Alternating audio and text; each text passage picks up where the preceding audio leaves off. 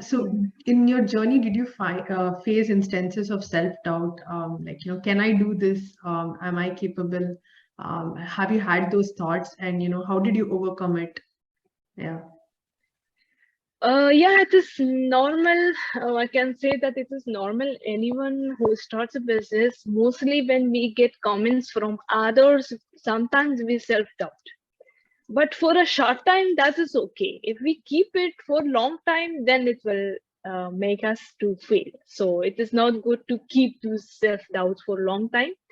It's very natural. It's very normal that we sometimes we say, okay, I have started. What if I fail?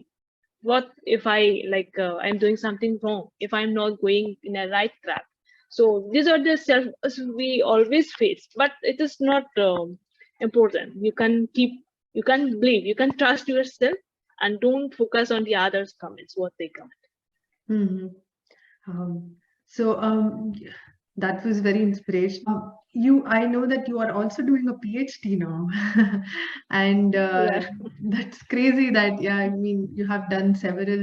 You had several degrees of, and then you're now also doing your PhD. So how can you let us know when you decided to do a PhD and what is your thesis about? Yeah. Yeah, mostly people when like the one who know me, my friends, relatives, they say that what she's doing, like how she's doing, like why, like, you don't need it, like you have already your career is built, why you go for a PhD? This was the question that I have always been asked. But I think that opportunity, when we get an opportunity, we don't lose it. That's that is the, I think, the very main concept of success, that if we get an opportunity, don't miss it.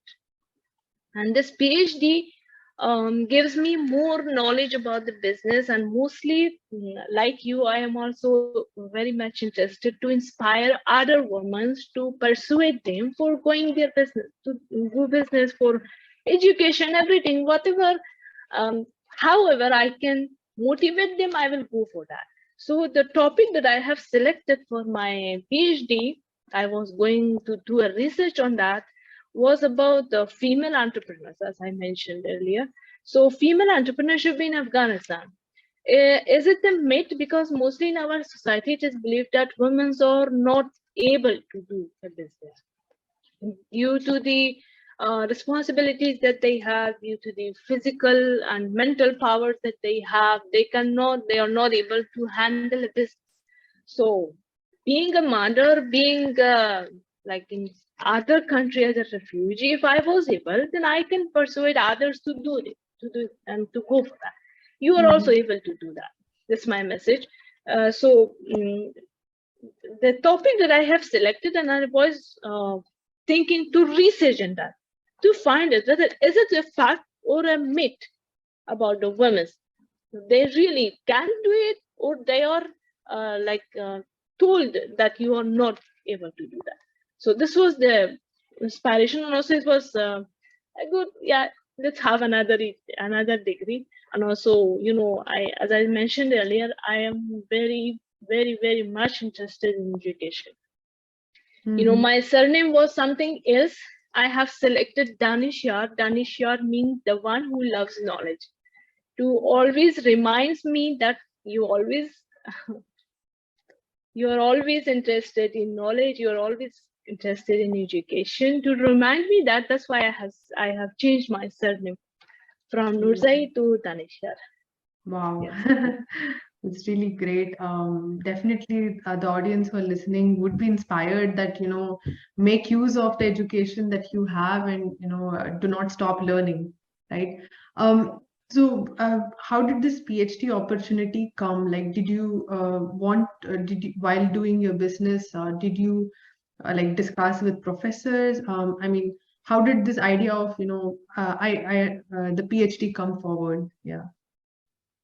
Yeah, the idea initially was it was about the degree, to be Mm-hmm. honest.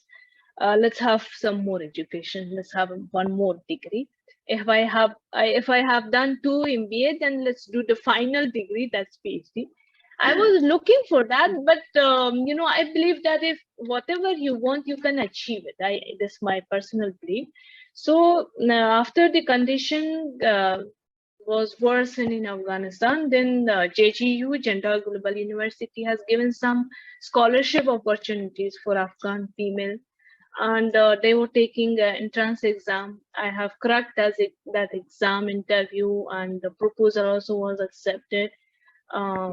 So like all these steps, all the things came together to open this path for going for a PhD. That's amazing. Can you talk a bit more about your scholarships so that I think if Afghan women are watching it, they can apply for that scholarship. Yeah.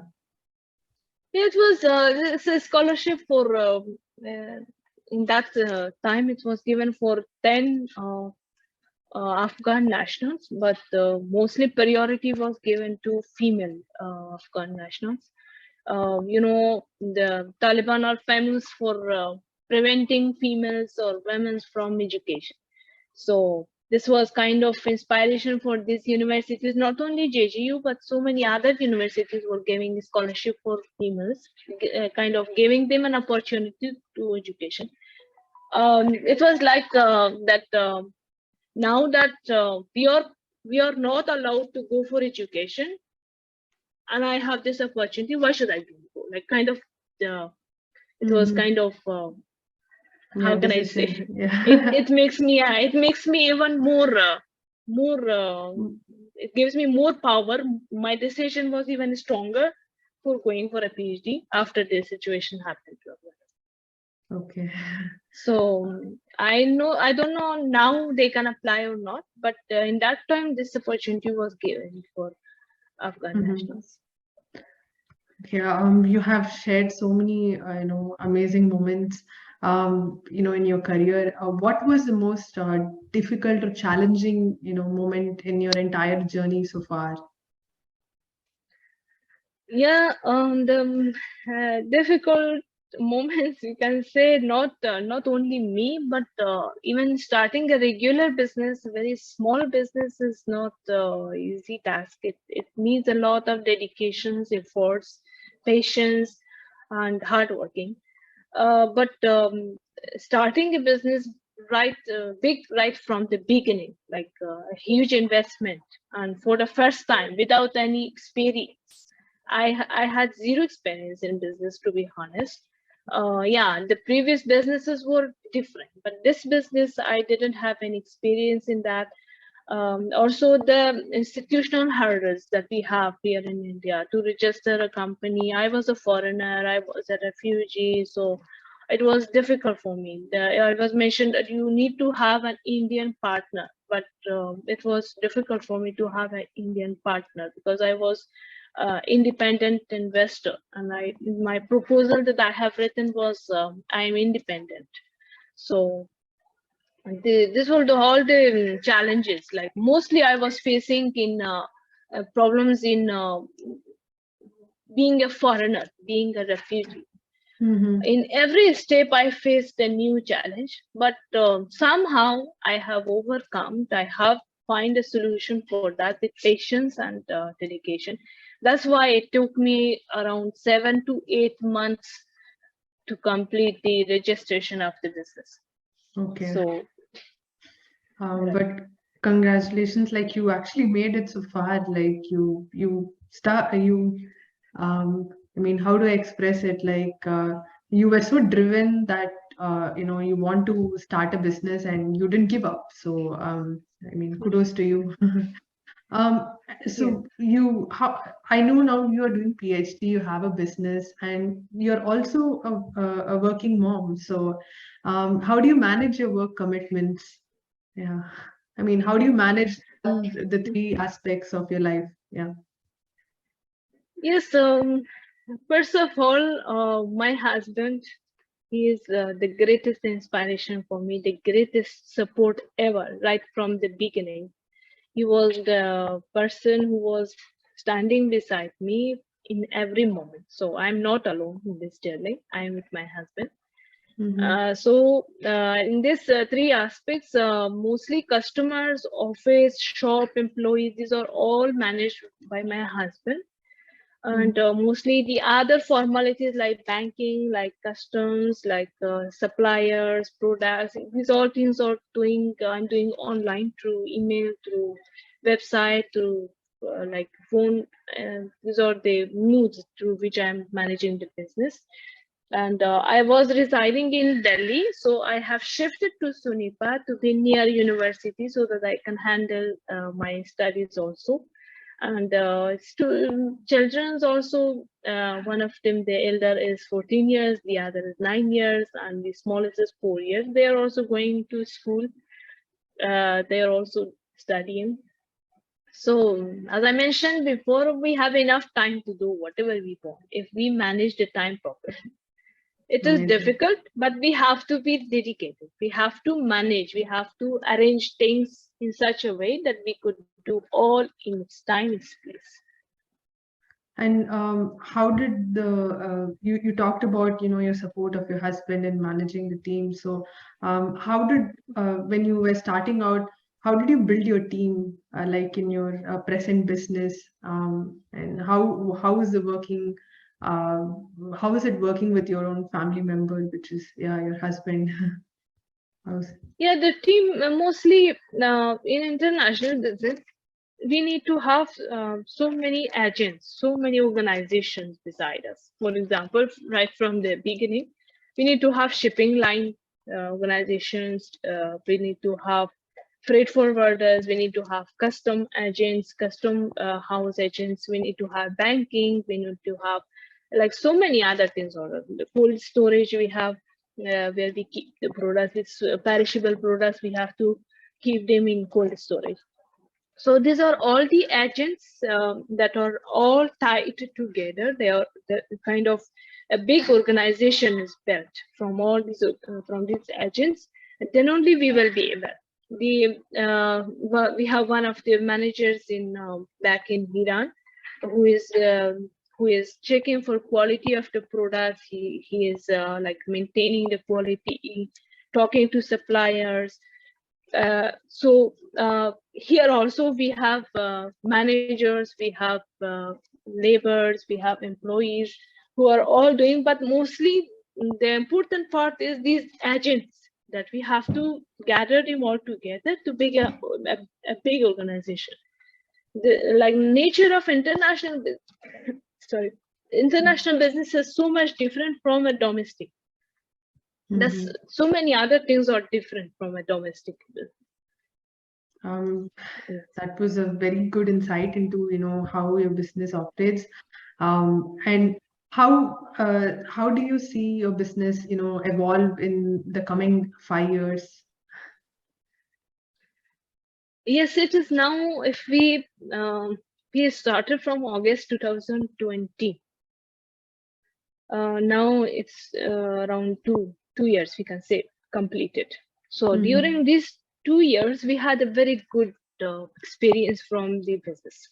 Good experience in the sense that it was successful. It was a profitable business right from the beginning.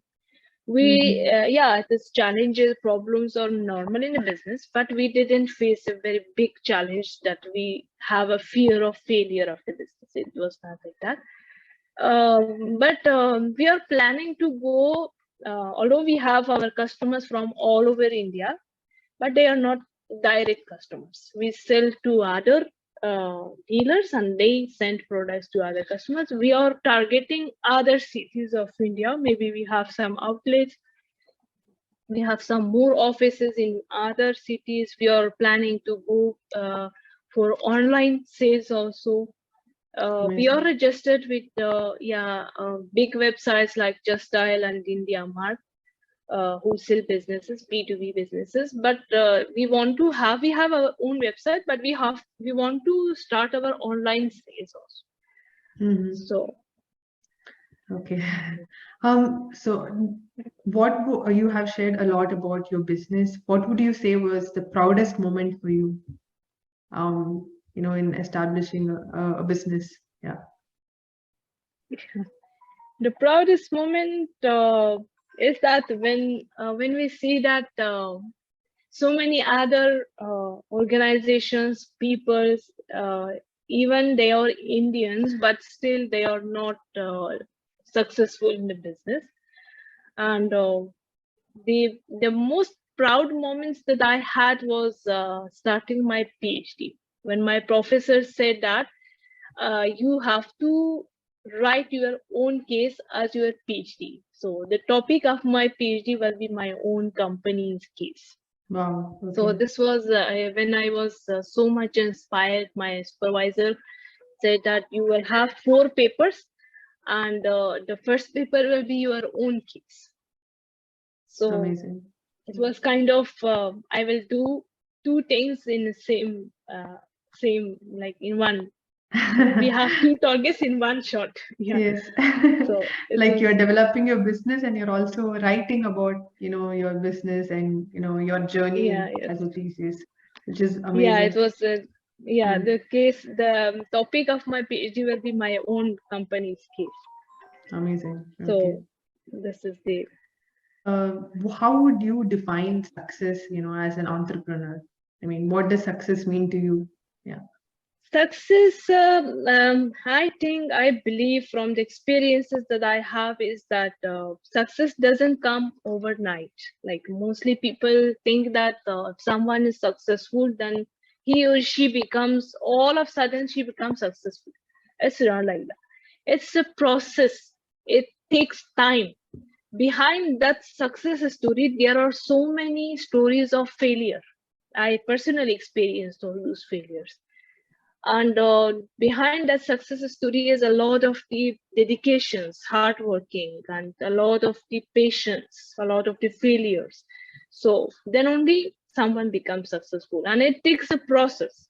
Process means that until and unless the perfect time doesn't come, you will not become successful. Whatever hard work you do, you will not become successful until and unless the perfect time does.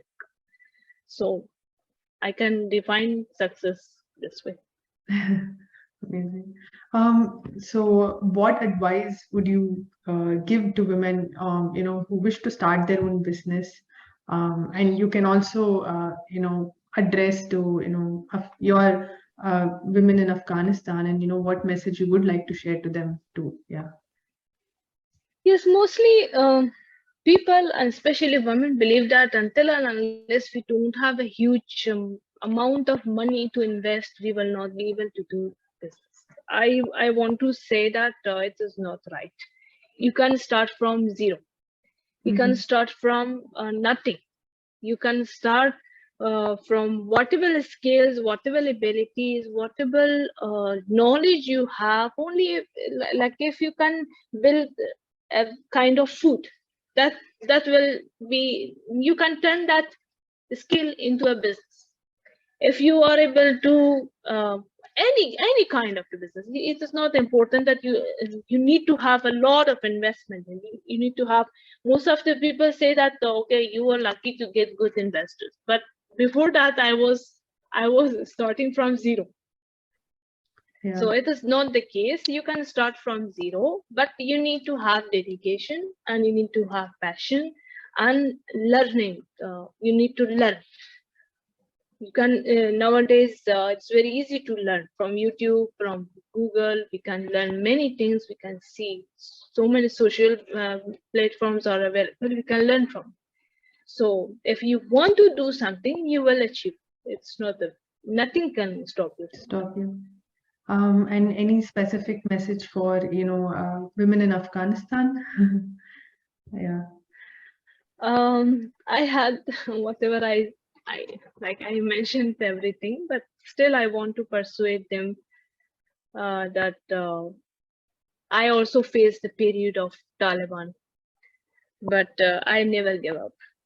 Even in India also, we have a lot of the women who want to start a business, but they want to business, they want to have business, they want to go for education, they want to do so many things, but they have some reasons also. I think if you remove those reasons, you just go for the opportunities. Don't talk, don't go for reasons. You go for opportunities and turn those reasons for opportunity. Then only you will be successful. Otherwise, we can say there are so many things that we can. If I was going to stop, I might bring my children as a reason. I am mother, I cannot do that. If I was going to stop, then I had so many other reasons. I am a refugee. How can I do that? I don't have money. I have this problem. I have that problem. So these problems, if we list, then these are all the barriers for us. If we remove all these barriers, then opportunities will become visible and we can go for that. Amazing. It's a really inspiring journey that you have shared, Simin. I mean, thank you so much for just talking about your journey and letting us know, giving an insight into your business. And I'm sure your journey will inspire thousands of women around the globe. That we keep trying despite the challenges, and there is no shortage of time. That's what I learned. That Yeah, there is. yes, How much maximum you can make out of your time in a day. And right. thank you so much for the session. Thank you also. Thank you so much. You have given me this opportunity to talk to so many people through this platform. It was amazing talking to you. Thank you. I'll just